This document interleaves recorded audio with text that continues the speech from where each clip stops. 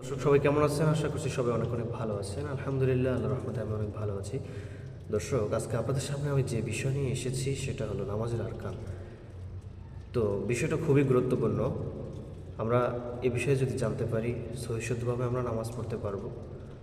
তো দর্শক, ধৈর্য নিয়ে আমরা ভিডিওটা পুরো দেখার চেষ্টা করবো ইনশাআল্লাহ। আর এরকম ভিডিও পেতে, ইসলামিক ভিডিও পেতে, নামাজ শিক্ষা, বিভিন্ন বিষয়ে জানার জন্য যদি এই বিষয়গুলো নিয়ে যদি আপনারা জানতে চান, তাহলে এই চ্যানেলটা সাবস্ক্রাইব করতে হবে আর ভিডিওটি একটা লাইক করে দিবেন, কমেন্টে আপনার মূল্যবান মতামত জানাবেন।